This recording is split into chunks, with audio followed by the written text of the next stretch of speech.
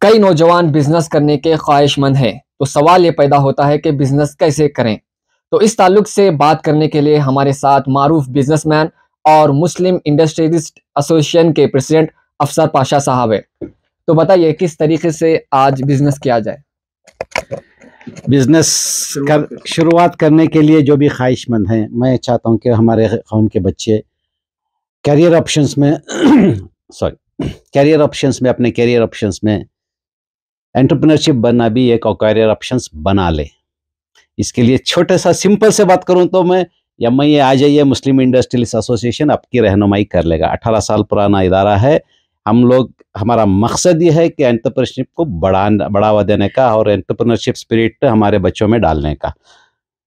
दूसरी बात यह है कि भाई आपको जब एंटरप्रेन्योरशिप का जज्बा है, मैं कुछ करना चाहता हूँ, बिजनेस करना चाहता हूँ, इसके अलग अलग मरहले हैं, अलग अलग तरीके हैं।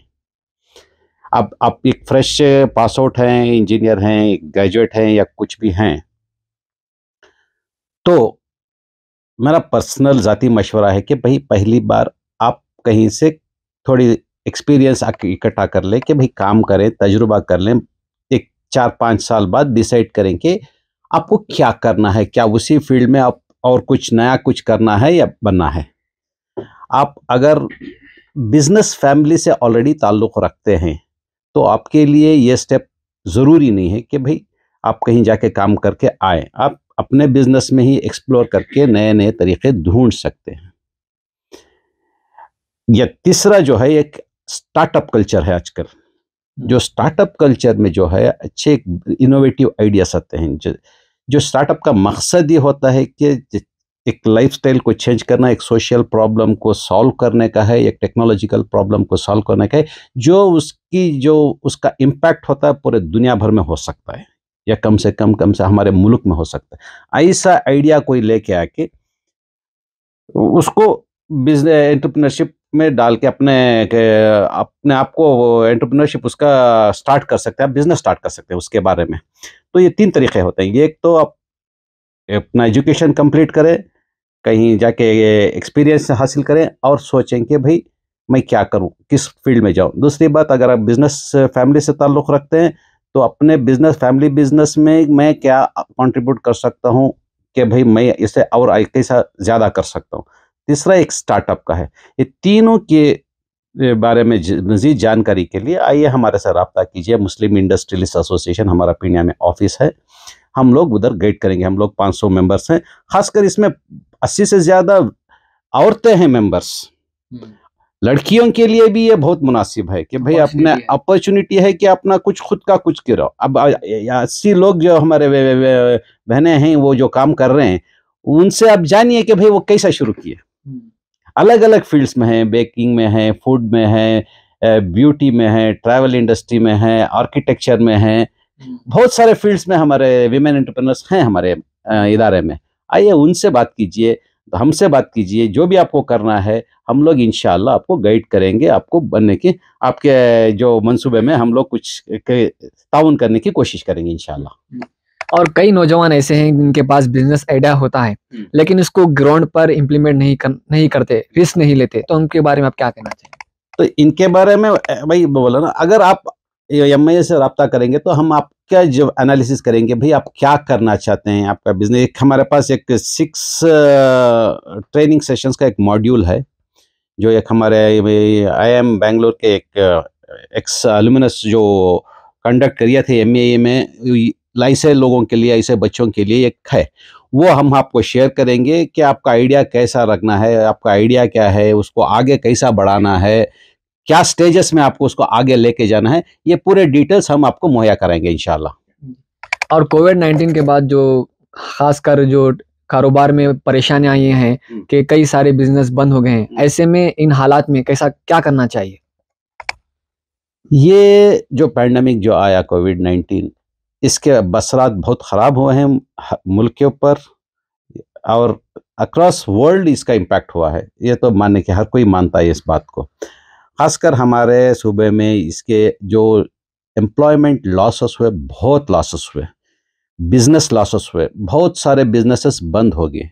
हाँ, अब भी ये जो कहावत है इंग्लिश में जो है, सर्वाइवल ऑफ द फिटेस्ट। जो आदमी मजबूत है वो बच गया, जो वीक है वो चला गया। यही होता है। अभी अपने जो भी हम बिजनेस करते हैं उसके जो फाउंडेशंस डालते हैं वो मजबूती के ऊपर अगर खड़ा करेंगे तो वो बिजनेसेस सर्वाइव हो सकते हैं। बहुत सारे इसके फैक्टर्स होते हैं। डिपेंडेंस नहीं होना चाहिए कि पर अपने सेविंग्स के बारे में, अपने जो फाइनेंस मैनेजमेंट के बारे में जो भी तरीक़े अपनाना है, अगर जो बंदे वो अपनाए हैं वो अल्हम्दुलिल्लाह इसको बहुत सक्सेसफुली इससे बाहर निकले हैं। जो इनमें फंस गए या इसको क्रॉस नहीं कर सकते वो लोग बंद हो गए।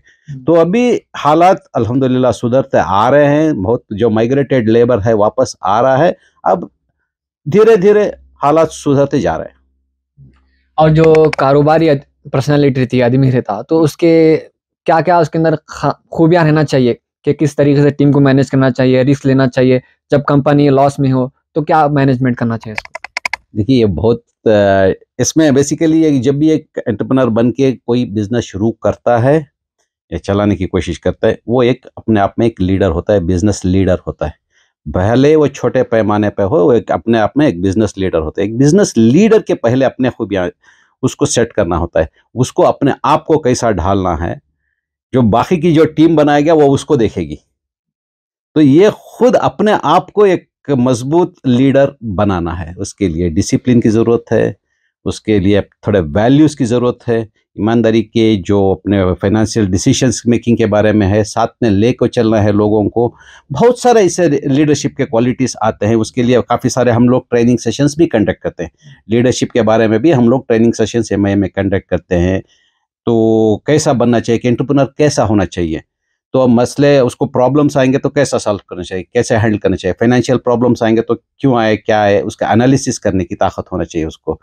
तो सबसे बड़ी बात, prevention is better than cure. कोई भी मसला आने से पहले इसकी जो इम्कानात को देख के इसका जो बिजनेस बिल्ड करता है उसमें उसको बहुत कम परेशानी आती है।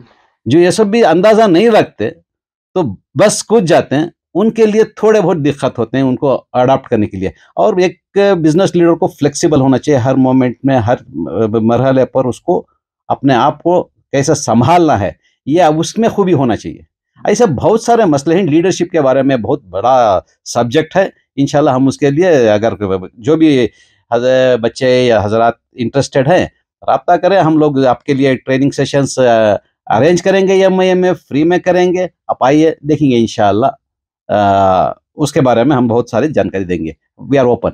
जी, और एक क्वेश्चन ये है कि जो स्टार्टअप्स हैं उनको इन्वेस्टमेंट के लिए बहुत परेशान होते हैं, किस तरीके से इन्वेस्टमेंट लिया जाए और कहाँ से लिया जाए, और जो इंडिविजुअल लेवल पे जो अकेले जो बिजनेस कर रहे हैं उन्होंने किस तरीके से इन्वेस्ट ले? सी ये जो बिजनेस का उनका आइडिया है इसके ऊपर होता है। कई सारे हमारे इदारे में हैं बिजनेसमैन, कोई इन्वेस्टमेंट के बगैर बिजनेस को शुरू करके आज बहुत ऊपर चले गए। कई लोग हैं छोटा इन्वेस्टमेंट करके आज बड़े हुए हैं, कई लोग बड़ा इन्वेस्टमेंट करके लाके बड़े हुए हैं। ओके। और कई लोग अभी जो स्टार्टअप का जो कॉन्सेप्ट चल रहा है इसमें थोड़ा आपका आइडिया अच्छा है, आप अपना आइडिया को बेच सकते हैं, 4 लोगों को कन्विंस कर सकते हैं, तो बाहर के लोग आके अपने इसमें पैसा डाल सकते हैं। हर एक अलग मॉडल होता है। ओके। अगर केस टू केस बेसिस आप बात करेंगे तो इंशाल्लाह हम उसके बारे में डिटेल्स गाइडेंस दे सकते हैं। साहब ये बता रहे थे कि जो नौजवान बिजनेस करना चाह रहे हैं, स्टार्टअप करना चाह रहे हैं, उनको किस तरीके से काम करना चाहिए और आगे बढ़ना चाहिए, किस तरीके से इन्वेस्टमेंट लेना चाहिए और इनसे कांटेक्ट करना चाहिए, इस ताल्लुक से आपसे बता रहे थे। तो बहुत बहुत शुक्रिया आप सबका, आपने कीमती वक्त हमारे लिए दिया।